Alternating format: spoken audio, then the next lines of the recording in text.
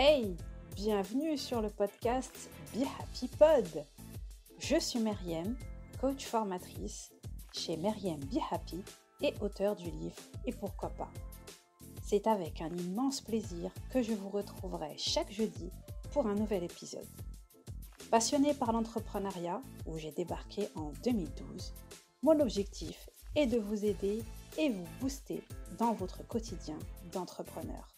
Au programme donc, entrepreneuriat au féminin, marketing digital, organisation, développement personnel, mais aussi confiance en soi ou encore écriture.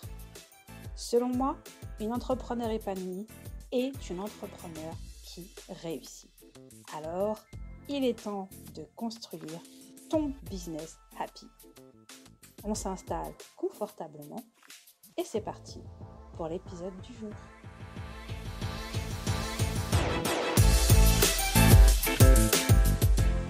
J'espère que vous allez bien. Ravie de vous retrouver pour ce nouvel épisode du Be Happy Pod, l'épisode numéro 13 déjà. Et avant d'entrer dans le vif du sujet, comme d'habitude, je me permets de faire appel à vous. Si vous aimez le podcast et si vous aimez son contenu, je serais vraiment super heureuse que vous preniez 5 petites minutes de votre temps pour aller lui mettre un avis et une petite note sur l'application Apple Podcast. Moi, ça me fera plaisir d'avoir votre avis, évidemment. Mais ça permettra aussi au podcast de se faire connaître auprès de plus de monde. Donc, merci beaucoup d'avance aux personnes qui prendront le temps de le faire. Deuxième chose, au moment où j'enregistre cet épisode, au moment où cet épisode va sortir plutôt, ce sera bientôt la fin donc du challenge que j'ai lancé, mais surtout, à partir de la semaine prochaine, il va y avoir l'ouverture des inscriptions pour le membership dont je vous avais déjà parlé. Donc, restez bien connectés et si vous êtes déjà intéressé, n'hésitez pas à me contacter pour m'en faire part là où vous me suivez déjà. Alors, donc aujourd'hui, on va voir ensemble ces défis d'entrepreneurs débutants et évidemment, je vous rassure, comment les surmonter. Donc voilà, yes, c'est vraiment trop bien. Vous avez enfin pris la décision de sauter le pas et de vous lancer comme entrepreneur. Mais au-delà de l'excitation du début et aussi de cette nouvelle vie qui s'offre à vous avec tous ses avantages, vous allez aussi devoir faire face à certains défis. Et ça, c'est normal et je suis passée par là, donc je peux vous dire que le souci, évidemment, quand on se retrouve dans cette situation-là, c'est que ça peut arriver à un stade où on se retrouve découragé. Donc, plutôt que de vous laisser en arriver là, je vais voir avec vous déjà pour que vous sachiez que c'est normal de vivre ces défis, mais aussi qu'il y a une solution. Donc, no stress. Alors, évidemment, l'un des premiers défis auxquels on se retrouve confronté, c'est la fin du salaire mensuel. Si vous êtes salarié, donc avant de vous lancer comme entrepreneur, je sais qu'il y a certains entrepreneurs qui prennent la décision, en fait, de rester à cheval au début, donc entre leur activité de salarié et leur activité d'entrepreneur, jusqu'à ce que leur activité d'entrepreneur devienne rentable et qu'ils puissent se permettre de quitter la vie de salarié. Mais évidemment, ce n'est pas le cas de tout le monde. Il y a beaucoup de personnes qui décident de se lancer dans le salariat vraiment du jour au lendemain, soit suite à une démission, soit tout simplement parce que leur vie de salarié ne leur correspond plus. Il y a beaucoup de personnes qui se retrouvent à faire des espèces de burn-out, des choses comme ça, et donc vraiment, elles se lancent dans le salariat parce que c'est la seule alternative qui s'offre à elles, et donc évidemment, il n'y a plus de salaire. Il n'y a plus de salaire qui va tomber tous les mois, il n'y a plus de cette stabilité de ce côté-là. Et d'ailleurs, c'est un des principaux freins que vos proches vont vous avancer le jour où vous allez décider de vous lancer en tant qu'entrepreneur, c'est vrai que les gens en général ne comprennent pas comment on peut décider du jour au lendemain de laisser tomber un salaire mensuel justement pour se lancer dans cette aventure. Quand on leur parle de notre projet, la première réaction en général, c'est mais attends, mais tu vas laisser tomber un salaire mensuel de X, 1500 ou peu importe euros. C'est le gros point d'interrogation et la grosse incompréhension. Donc ça, c'est le premier défi, donc, c'est la fin du salaire mensuel et le fait qu'on peut se retrouver du jour au lendemain sans ressources. Le deuxième défi auquel on se retrouve confronté, c'est la solitude. Et oui, évidemment, fini les petites conversations avec nos collègues de travail pendant la pause café, les fameuses conversations autour de la machine à café. Fini aussi, par exemple, moi je sais que quand j'étais salariée, j'avais du temps de transport. En fait, je prenais le train et je m'étais liée d'amitié avec certaines personnes dans le train. Donc fini les copines, entre guillemets, les copines de train. Donc ça aussi, c'est quelque chose à quoi on se retrouve confronté, c'est-à-dire que on n'est plus du tout entouré, quoi. On est seul, là, on est chez nous. Et je sais qu'il y a beaucoup de personnes que, quand on leur parle justement de cette vie d'entrepreneur, d'emblée, elles vous disent qu'elles savent très bien que c'est pas fait pour elles parce qu'elles ont besoin de ce contact, elles ont besoin de cette vie sociale quelque part, elles en ont un besoin. Donc elles savent très bien déjà que cette vie d'entrepreneur, à cause de ce côté-là, elle n'est pas faite pour eux. Donc de toute façon, concrètement, on le sait tous, la vie d'entrepreneur n'est pas faite pour tout le monde, ça c'est un fait. Donc ça, il faut pas se voiler la face. Donc ça, c'est aussi un autre défi. Donc le deuxième défi, donc la solitude de l'entrepreneur, parce que c'est quelque chose qui est réel, Faut pas se mentir, c'est quelque chose de réel. Donc le troisième défi, c'est la gestion du temps. Et oui, pourquoi ? C'est simple, parce qu'on est seul à bord pour tout faire. Là, c'est fini quand on est salarié ou nous, on s'occupe d'une simple petite mission claire, nette et précise. Vous voyez ce que je veux dire ? Là, quand on est entrepreneur, généralement, on est, comme on dit, nous, des entrepreneurs, des mampreneurs. Donc, on est en même temps, maman, mais on est des entrepreneurs multicasquettes.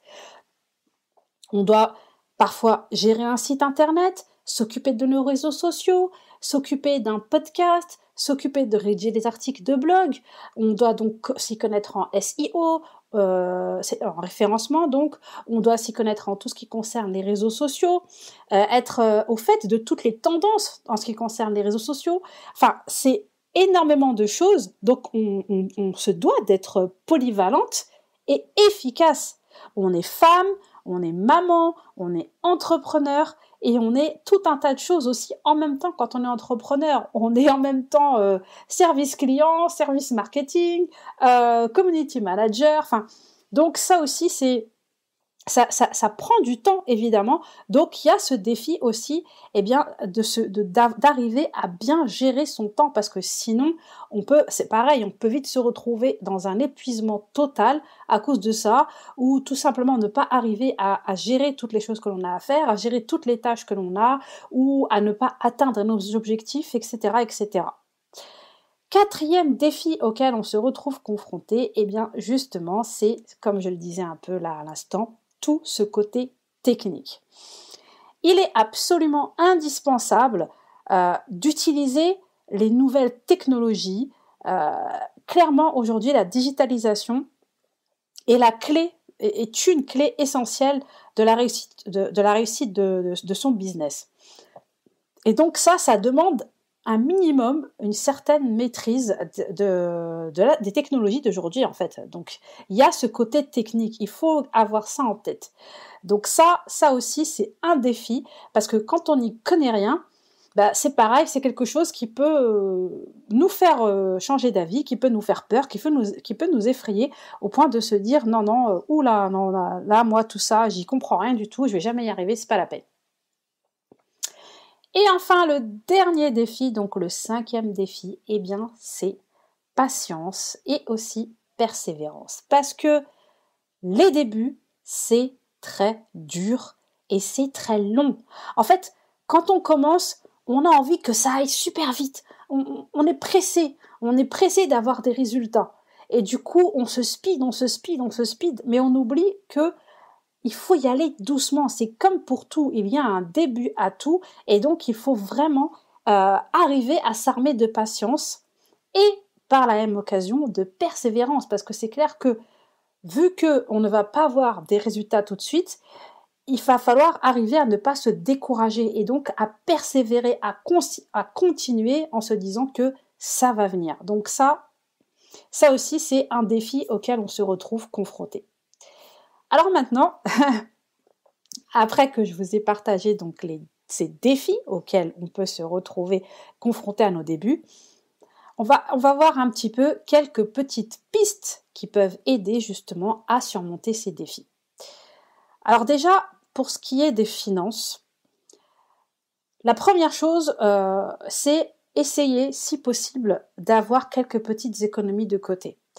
Je sais que c'est plus facile à dire qu'à faire parce que surtout si on a démissionné mais franchement, si jamais au moment où vous décidez de vous lancer dans l'entreprise, vous avez commencé, ça germe un petit peu dans votre tête et que vous savez que c'est quelque chose que vous envisagez, essayez de mettre un petit peu d'argent de côté. Tout ce que vous pourrez mettre de côté, de toute façon, ça vous servira. Donc même si c'est pas grand-chose, même si pour vous ça vous paraît pas grand-chose, ça sera toujours ça de prix. Ensuite, comme je vous le disais, oui, il faut maîtriser les techniques, etc. Vous allez me dire, oui, mais bon, quand on n'y connaît rien, il faut se former. Et c'est sûr que les formations, ça demande aussi un certain fonds de financement, n'est-ce pas ? Donc là, ce que je peux vous conseiller, eh bien, dans un premier temps, quand vous débutez, c'est tout simplement de rechercher ce que vous pouvez trouver comme formation gratuite. Alors attention, je ne suis pas en train de vous dire de vous jeter sur tout et n'importe quoi.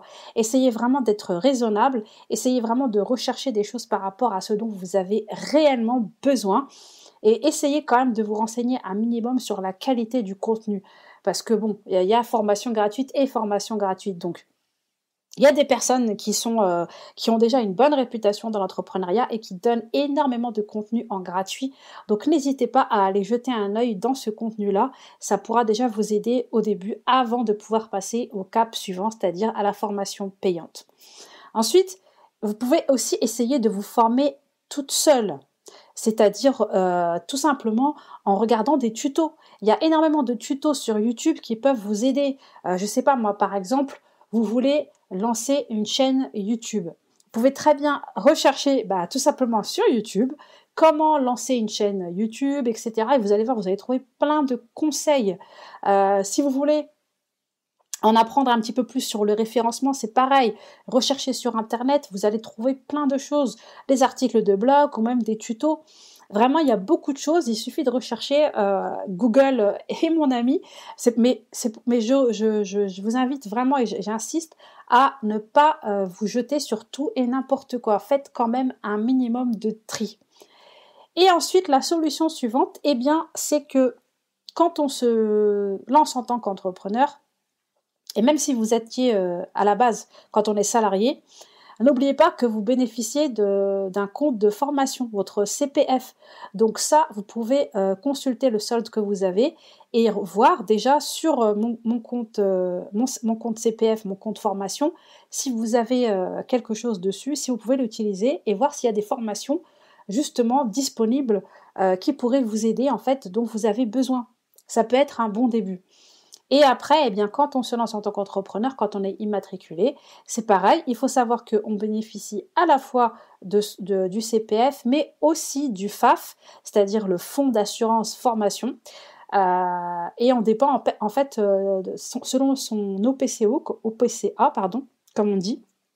Par exemple, pour tout ce qui est les professions libérales, moi, par exemple, je dépends de la FIFPL, donc l'organisme s'appelle la FIFPL, et donc vous pouvez aller consulter dessus en fonction du code APE dont vous dépendez. Donc le code APE, c'est le code qu'on vous donne, avec lequel vous vous enregistrez avec votre numéro de SIRET quand vous vous immatriculez en tant qu'entrepreneur.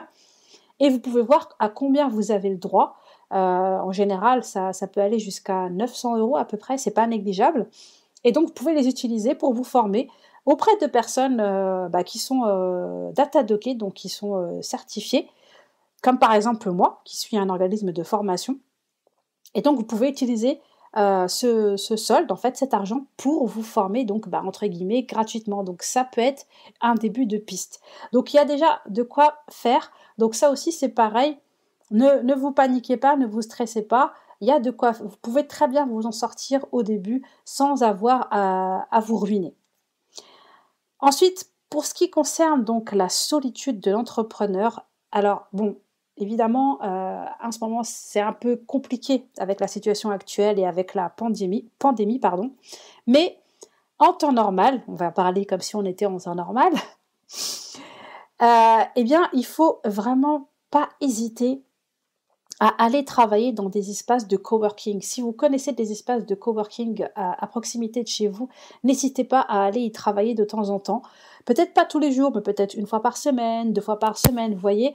Ça vous permettra déjà de faire d'autres rencontres, ça vous permettra de discuter. Peut-être que sur place, vous rencontrerez d'autres entrepreneurs avec qui vous pourrez partager vos idées, partager un petit peu vos problématiques, avoir un avis sur ce que vous êtes en train de faire, etc., etc. C'est vraiment génial. Ensuite, n'hésitez pas à vous déplacer à des événements en présentiel, à des réunions comme ça en présentiel d'entrepreneurs, des masterclass, etc., qui sont organisées en présentiel. Et puis, il faut quand même ne pas rester bloqué toute la journée chez vous. N'oubliez pas que même si vous êtes entrepreneur, vous avez le droit de sortir. Ça, c'est vrai que c'est quelque chose parfois, quand on travaille à domicile, c'est un peu compliqué. Mais sortez, aérez-vous, faites des petites pauses extérieures, vous voyez, même si c'est le temps d'aller chercher du pain à la boulangerie ou le temps d'aller faire 2-3 petites courses. Ça vous permettra de vous aérer aussi. Et enfin, l'autre conseil que je vous donnerai, c'est de vous créer votre propre petit réseau.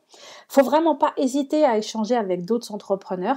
Il y a énormément d'entrepreneurs qui sont très bienveillantes et j'ai déjà parlé dans un autre épisode du gros avantage du cerveau collectif. Donc n'hésitez pas. Si il y a des personnes que vous appréciez, à échanger avec elles, à leur demander des conseils. Et de toute façon, comme on dit, échange de bons procédés, vous voyez. Mais il ne faut vraiment pas hésiter. Et en fait, tout ça permet aussi de tisser des liens et c'est super important. Donc n'hésitez pas à vous créer votre petit réseau, je sais pas moi, un réseau de 4 ou 5 entrepreneurs à qui vous faites confiance, avec qui vous avez l'habitude de discuter. Et en même temps, l'avantage dans ces cas-là, c'est que c'est des personnes qui vont plus vous comprendre, vous voyez, parce que c'est vrai que faut être honnête avec nos proches, on ne peut pas toujours avoir les conversations qu'on aimerait parce qu'ils ne comprennent pas forcément ce qu'on est en train de faire, ils ne comprennent pas forcément notre travail, ce qu'il implique, etc. Alors que le fait d'échanger avec une entrepreneur, ça vous facilitera énormément la tâche parce que elle sait ce que vous faites, elle est dans la même situation que vous, donc elle vous comprend à 200%. Ensuite, pour ce qui est de la gestion du temps, et ça, c'est vraiment une des plus grosses problématiques de l'entrepreneuriat, parce qu'on a tellement de choses à faire, mais que évidemment notre temps est compté, il n'est pas en mode illimité.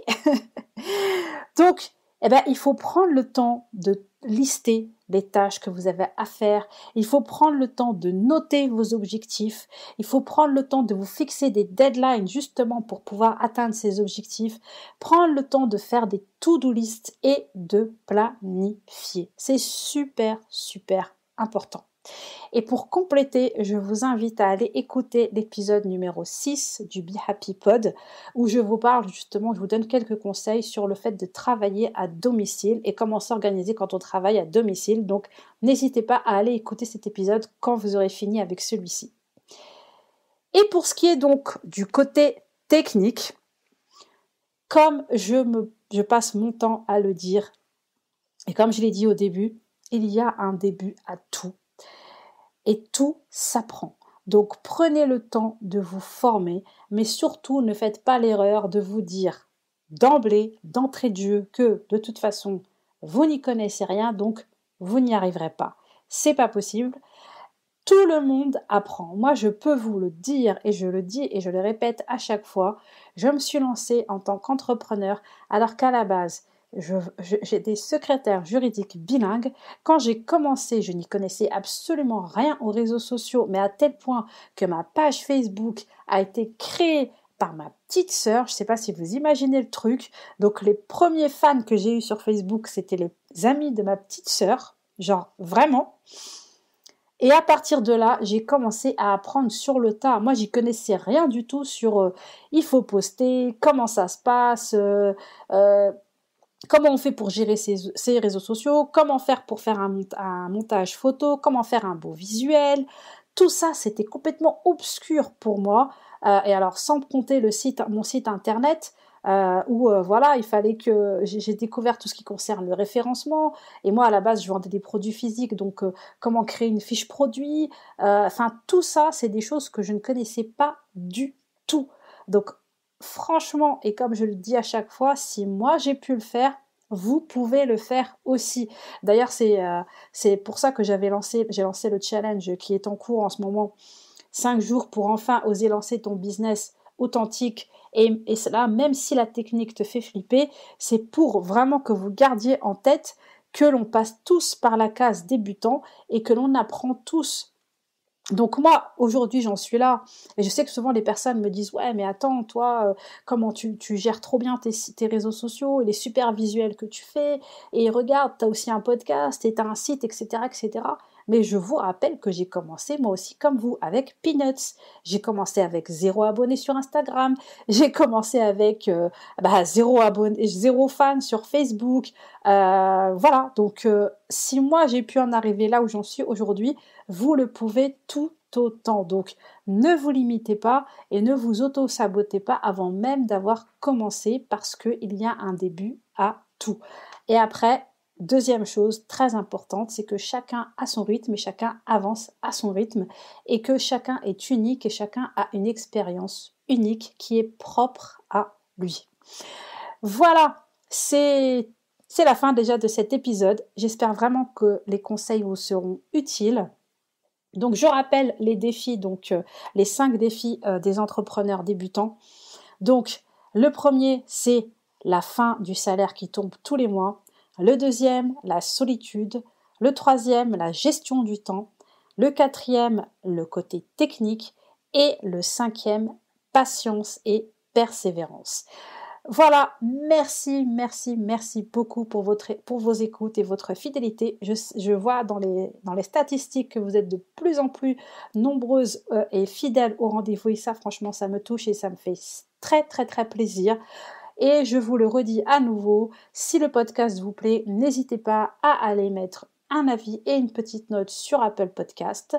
Moi, je vous souhaite beaucoup de réussite. Si le membership, comme je vous l'ai dit, est quelque chose qui peut vous intéresser, n'hésitez pas à m'envoyer un petit message et peut-être qu'au moment où vous écouterez cet épisode, eh bien, ce sera déjà lancé. Donc, allez jeter un œil pour être au courant de ce qui se passe et pour vous inscrire. Et sinon, moi, je vous laisse. Et en fonction du moment où vous écoutez cet épisode, eh bien, je vous souhaite bonne journée, bon après-midi, bonne soirée. Surtout, prenez bien soin de vous et n'oubliez pas de garder le sourire. À très vite. Ciao!